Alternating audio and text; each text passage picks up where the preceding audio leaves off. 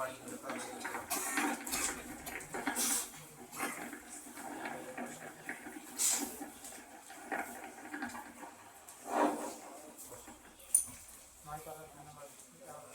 عليكم ورحمة الله وبركاته. আপনারা সকলে মনে ঘুমিয়ে আছেন, আবারও সালাম দিই। আসসালামু আলাইকুম ওয়া রাহমাতুল্লাহি ওয়া বারাকাতুহু।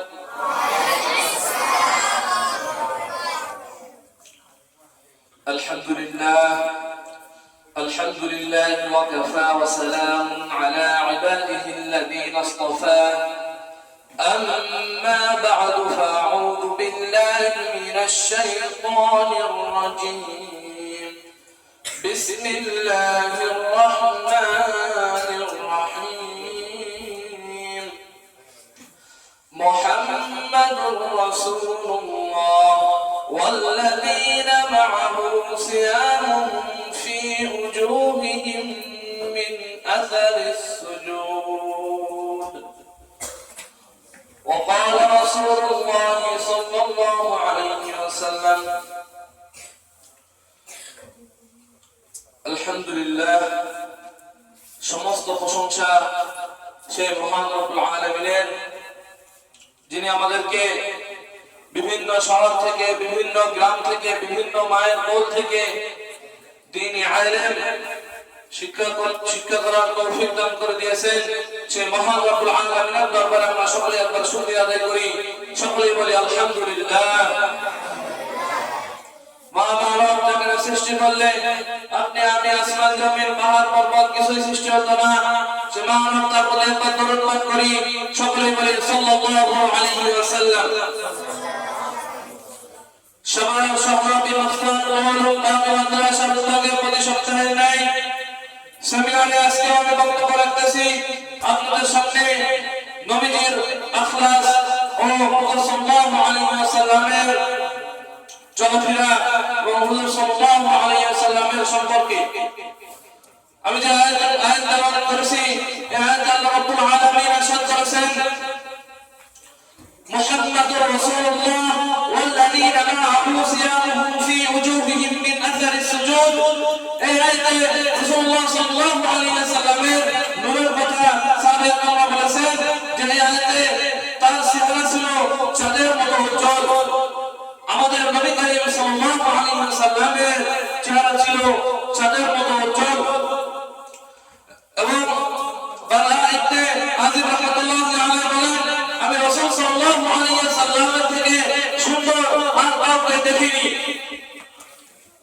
সে বলেন, আমি সুন্দর আর কাউকে দেখিনি। আমাদের রাসূলুল্লাহ সাল্লাল্লাহু আলাইহি ওয়াসাল্লাম এত সুন্দর ছিলেন, আমাদের রাসূল সাল্লাল্লাহু আলাইহি ওয়াসাল্লামের চরিত্র এত সুন্দর ছিল যে কেউ যদি আমাদের রাসূলুল্লাহ সাল্লাল্লাহু আলাইহি ওয়াসাল্লামকে দেখে তার উপর আকৃষ্ট হয়ে যায়, তার প্রেমে পড়ে যায়। আমাদের রাসূলুল্লাহ সাল্লাল্লাহু আলাইহি ওয়াসাল্লামের গায়ের রং ছিল ফর্সা, তার চেহারা ছিল নুরানি, নূরে নূরান্বিত। তার আমাদের রাসূলুল্লাহ সাল্লাল্লাহু আলাইহি ওয়াসাল্লামকে যে দেখে সে তার আকৃষ্ট হয়ে যায়, সে তার উপর। আমাদের রাসূলুল্লাহ সাল্লাল্লাহু আলাইহি ওয়াসাল্লামের দাড়ি মুবারক ছিল, ঘন এবং চুল ছিল মাথার কাঁধ পর্যন্ত। কখনো কখনো মাথার চুল ছোট রাখতেন, আবার কখনো কাঁধ পর্যন্ত রাখতেন। আমাদের রাসূল সাল্লাল্লাহু আলাইহি ওয়াসাল্লামের দাঁত ছিল, দাঁতগুলো ছিল মুক্তার মতো উজ্জ্বল, সবসময় চমকাতো। আমাদের রাসূলুল্লাহ সাল্লাল্লাহু আলাইহি ওয়াসাল্লাম এত সুন্দর আকৃতির, এত সুন্দর চরিত্র ছিলেন। আল্লাহ রাব্বুল আলামিন ইরশাদ করেন, ওয়া ইন্নাকা লাআলা খুলুকিন আযীম, নিশ্চয় আপনি মহান চরিত্রের অধিকারী। আমাদের আল্লাহ পাক রব্বুল আলামিন কোরআনে ইরশাদ করেছেন, ওয়া ইন্নাকা লাআলা খুলুকিন আযীম, নিশ্চয় আপনি মহান চরিত্রের উপর অধিকারী। আল্লাহ পাক রব্বুল আলামিন আমাদের রাসূলুল্লাহ সাল্লাল্লাহু আলাইহি ওয়াসাল্লামকে মহান চরিত্রের উপর অধিকারী বলেছেন। আমাদের রাসূলুল্লাহ সাল্লাল্লাহু আলাইহি ওয়াসাল্লাম এত তার আখলাক, তার চরিত্র এত সুন্দর ছিল। আমাদের রাসূলুল্লাহ সাল্লাল্লাহু আলাইহি ওয়াসাল্লামের যদি কেউ যদি তার শত্রুতা করত, আমাদের রাসূলুল্লাহ সাল্লাল্লাহু আলাইহি ওয়াসাল্লামকে যদি কেউ আঘাত করতে চাইতো, তো আমাদের রাসূলুল্লাহ সাল্লাল্লাহু আলাইহি ওয়াসাল্লাম তাকে ক্ষমার দৃষ্টিতে দেখতেন। চিল্লাবেন ঠিক কি না? আমাদের রাসূলুল্লাহ সাল্লাল্লাহু আলাইহি ওয়াসাল্লামের আখলাক সম্পর্কে, চরিত্র সম্পর্কে যখন আয়েশা রাদিয়াল্লাহু তাআলা আনহা বলা হলো, তখন তিনি বলেন, রাসূলুল্লাহ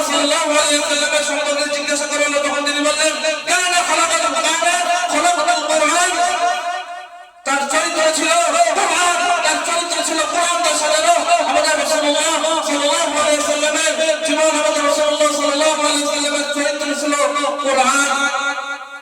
কোরআনে যে রকম ভাবে তার উপর সুগামের কথা বলা হয়েছে সেই রকম ভাবে তার জীবন বাস্তব রূপ পেয়েছে।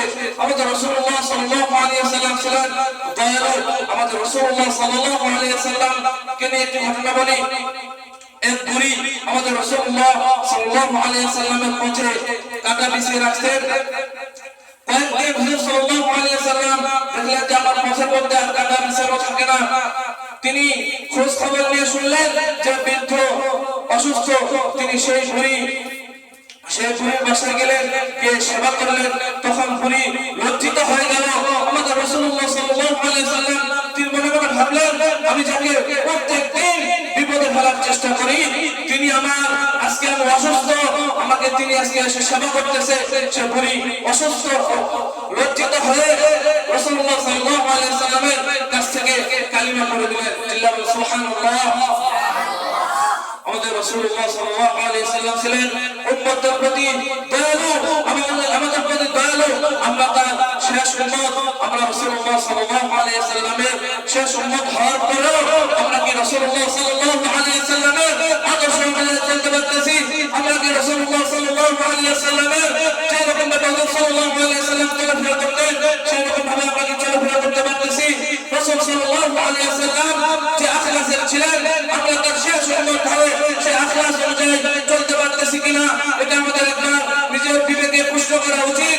যে রাসূলুল্লাহ সাল্লাল্লাহু আলাইহি ওয়াসাল্লাম এমন মানুষ ছিলেন যে আমরা হুজুর সাল্লাল্লাহু আলাইহি ওয়াসাল্লাম কিয়ামতের দিন যখন ফেরেশতারা হুজুর সাল্লাল্লাহু আলাইহি ওয়াসাল্লামকে কবর থেকে উঠাবেন, তখন হুজুর সাল্লাল্লাহু আলাইহি ওয়াসাল্লামকে জিবরাইল ফেরেশতা যখন উঠাবেন, তখন হুজুর সাল্লাল্লাহু আলাইহি ওয়াসাল্লাম কবর থেকে উঠে সাথে সাথে বলবেন, জিবরাইল, আমার উম্মতেরা কি জাহান্নামে চলে গেছে? আমার উম্মতেরা কি জাহান্নামে চলে গেছে? তখন জিবরাইল আলাইহিস সালাম বলবেন যে না, সর্বপ্রথম আপনাকে তোলা হয়েছে এবং এখনো আপনার কোন উম্মতকে আল্লাহ পাক রব্বুল আলামিন তোলেননি।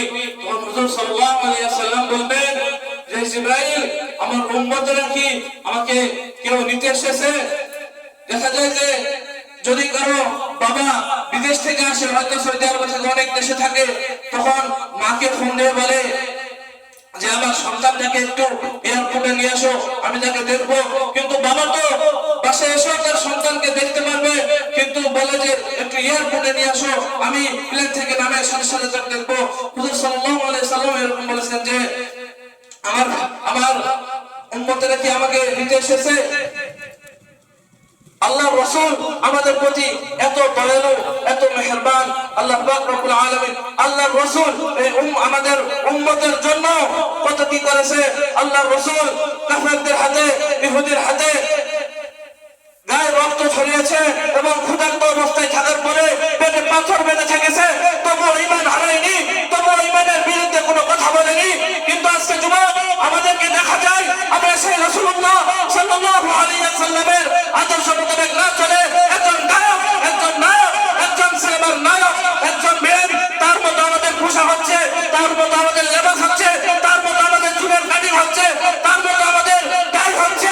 আমাদের রাসূলুল্লাহ সাল্লাল্লাহু আলাইহি ওয়াসাল্লামের যে লেবাস ছিল, সুন্নতি লেবাস ছিল, সে লেবাস আমাদের থেকে উঠে চলে গেছে। চিল্লা বলে ঠিক কিনা? হুজুর সাল্লাল্লাহু আলাইহি ওয়াসাল্লাম শেষ জীবন পর্যন্ত উম্মতি করে গেছেন। আমরা কি হুজুর সাল্লাল্লাহু আলাইহি ওয়াসাল্লামের আদর্শ অনুযায়ী চলতে পারতেছি? বলা হয়েছে যে একজন শিশু যদি উত্তম চরিত্রের, উত্তম আদর্শ হতে চায়, তাহলে হযরত মুহাম্মদ সাল্লাল্লাহু আলাইহি ওয়াসাল্লামের আদর্শটাকে ফলো করতে বলো। একজন যুবক যদি উত্তম আদর্শবান হতে চায়, তাহলে তাকে মুহাম্মদুর রাসূলুল্লাহ সাল্লাল্লাহু আলাইহি ওয়াসাল্লামের আদর্শকে ফলো করতে বলো। একজন বৃদ্ধ যদি উত্তম চরিত্র হয়, তাহলে তাকে মুহাম্মদুর রাসূলুল্লাহ সাল্লাল্লাহু আলাইহি ওয়াসাল্লামের আদর্শের দিকে খেয়াল করতে বলো। একজন উস্তাদ যদি উত্তম আদর্শের উস্তাদ হতে চায়, তাহলে তাকে জিজ্ঞেস করো হযরত মুহাম্মদ সাল্লাল্লাহু আলাইহি ওয়াসাল্লামের আদর্শের দিকে খেয়াল করতে বলো। একজন ছাত্র যদি উত্তম ছাত্র হতে চায়, তাহলে মুহাম্মদুর রাসূলুল্লাহ সাল্লাল্লাহু সাল্লাল্লাহু আলাইহি ওয়াসাল্লামের জীবনের দিকে খেয়াল করো। একজন পিতা যদি উত্তম পিতা হতে চায় তাহলে তাকে মুহাম্মদ রাসূলুল্লাহ সাল্লাল্লাহু আলাইহি ওয়াসাল্লামের আদর্শ দিকে খেয়াল করতে হবে। একজন মা যদি উত্তম মা হতে চায়, উত্তম চরিত্রের মা হতে চায়, তাহলে তাকে মুহাম্মদ রাসূলুল্লাহ সাল্লাল্লাহু আলাইহি ওয়াসাল্লামের চরিত্র ফলো করতে হবে। একজন স্কুলের শিক্ষক, একজন মেম্বার যদি উত্তম মেম্বার হতে চায়, আমাদের মুহাম্মদ রাসূলুল্লাহ সাল্লাল্লাহু আলাইহি ওয়াসাল্লামের চরিত্রের দিকে খেয়াল করতে হবে। একজন প্রেসিডেন্ট যদি উত্তম প্রেসিডেন্ট, উত্তম আখলাসের হতে চায়, তাহলে মুহাম্মদ রাসূলুল্লাহ সাল্লাল্লাহু আলাইহি ওয়াসাল্লামের চরিত্রের দিকে খেয়াল করতে হবে। একজন দেশ প্রেমিক যদি দেশপ্রেমিক হয়, তাহলে তাকে মুহাম্মদ রাসূলুল্লাহ সাল্লাল্লাহু আলাইহি ওয়াসাল্লামের চরিত্র আদর্শের দিকে খেয়াল করতে বলো, তাহলে সে উত্তম দেশপ্রেমিক হবে। একজন সরকার যদি উত্তম সরকার হতে চায়, তাহলে তাকে মুহাম্মদ রাসূলুল্লাহ সাল্লাল্লাহু আলাইহি ওয়াসাল্লামের আদর্শের দিকে খেয়াল করতে হবে। তার আদর্শ অনুযায়ী এই দেশ সাজাতে হবে, তাহলে আমরা হুজুর সাল্লাল্লাহু আলাইহি ওয়াসাল্লামের আদর্শকে মানতে পারবো। তাহলে সে উত্তম চরিত্রবান দেশপ্রেমিক হবে, উত্তম চরিত্রবান ব্যক্তি হবে। যদি দেখা যায় যে আমরা হুজুর সাল্লাল্লাহু আলাইহি ওয়াসাল্লামের আদর্শ অনুযায়ী চলতে পারি, আমাদের জীবন যৌবন সব সুন্দর। আর যদি আমাদের যে নবী উম্মতের জন্য এত কিছু করেছেন, আমাদের নবী আমাদের জন্য জীবন দিয়ে দিতে, আমাদের নবী আমাদের জন্য খিলার জ্বালাতে পেটে পাথর বেঁধে রেখেছেন, গাছের লতা পাতা চিবিয়ে রস খেয়েছেন, আর সেই নবীর কে নিয়ে যদি আজকে বাংলাদেশের জমিনে কুটুক্তি হয়, মুসলমান তৈরি হয়, তাদের ভক্ত অনুরাগিত হবে সাথে সাথে চিল্লানো ঠিক কিনা? আমাদের নবীকে নিয়ে কেউ যদি কুটুক্তি করে, কেউ যদি আমাদের নবীকে নিয়ে দুশমনি করে, সাথে সাথে তার ফাঁসির আইন বাংলাদেশের জমিনে চালু করতে হবে। চিল্লায়া বলো ঠিক কিনা? সম্মানিত হাজিরিন, আমাদের নবী উত্তম চরিত্র, উত্তম আখলাস। এখানে কুরআনুল কারিমে বলেছেন আমাদের নবী সর্বোত্তম নবী, সর্বশ্রেষ্ঠ নবী এবং সর্বোত্তম চরিত্রের নবী। আমরা সেই শেষ নবীর উম্মত হতে পেরেছি, এটা আমাদের সৌভাগ্য, এটা আমাদের সৌভাগ্য। এই জন্য কাজে আমরা শেষ নবীর উম্মত হয়েছি। আল্লাহ পাক রব্বুল আলামিন আমাদেরকে ভালোবাসেন বিধায় শেষ নবীর উম্মত করেছেন। আমরা যেমন এখন দিন ইসলাম কোরআন সহজেই পেয়ে যাচ্ছি, নবীদের যুগে সেই রকম ছিল না। আমাদের নবী উপর যখন এক একটা আয়াত জিবরাইল আলাইহিস সালাম নাজিল করতেন, তখন হুজুর সাল্লাল্লাহু আলাইহি ওয়াসাল্লাম কোন আয়াত পাথরের বুকে, আবার কোন আয়াত মনে রাখতেন, মুখস্থ করে নিতেন। আর এখন আমরা আমাদের নবী ইসলামের জন্য, আমাদের নবী ইসলামের জন্য আমাদের নবী দেখা যায় অনেক সময় অনেক জায়গায় আমাদের নবী অপমানিত হয়েছে। আমাদের নবী যখন ইসলামের দাওয়াত দিতে গিয়েছে, তখন আমাদের নবীকে পাথর নিক্ষেপ করে সারা শরীর রক্ত করে দেওয়া হয়েছে। কিন্তু আমাদেরকে যদি এখন ইসলামের আমরা যদি দাওয়াত দিতে যাই, যদি আমাদেরকে একটি পাথর কেউ মারে, আমরা তাকে উল্টো জবাব দিয়ে দিই, আমরা তাকে খারাপ ভাষা বলে গালাই, বা আমরা তাকে মারার জন্য চলে যাই। কিন্তু আমাদের নবী এইরকম ছিলেন না। আমাদের নবী বলেছেন যে তারা হয়তো আমাকে চিনতে পারেনি, তারা হয়তো আমার বিষয়ে জানে না, কিন্তু তার যে বাচ্চা আসবে, তার উত্তরসূরিরা আসবে, তারা হয়তো ইসলামের উপর থাকবে, তারা হয়তো ঈমান গ্রহণ করবে। আমাদের নবী ছিল দয়ালু। সম্মানিত হাজিরিন, এই জন্য আমরা সকলেই আমাদের রাসূল মুহাম্মদ রাসূলুল্লাহ সাল্লাল্লাহু আলাইহি ওয়াসাল্লামের আদর্শ অনুযায়ী চলবো। আমাদের নবী মুহাম্মদ রাসূলুল্লাহ সাল্লাল্লাহু আলাইহি ওয়াসাল্লাম যেভাবে আমাদের আদর্শ দিয়েছেন, যেভাবে আমাদেরকে চলতে বলেছেন, আমরা সব করবো। আমরা একটা করে ধরি, এক সপ্তাহে একটা আমল ধরবো হুজুর সাল্লাল্লাহু আলাইহি ওয়াসাল্লামের।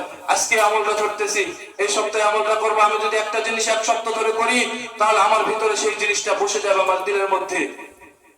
আল্লাহ পাক রব্বুল আলামিন আমাদের সবাইকে মুহাম্মদ রাসূলুল্লাহ সাল্লাল্লাহু আলাইহি ওয়াসাল্লামের আদর্শ অনুযায়ী আমাদের সকলের জীবন যাপন করার তৌফিক দান করুক। সর্বপ্রথম আমাকে এবং আপনাদের সকলকে আমি যা কিছু বললাম, যা কিছু আপনারা শুনলেন, এর উপর আমল করার তৌফিক দান করুক। ওয়া আখির দাওয়ানা আলহামদুলিল্লাহি রাব্বিল আলামিন। আসসালামু আলাইকুম ওয়া রাহমাতুল্লাহি ওয়া বারাকাতুহু।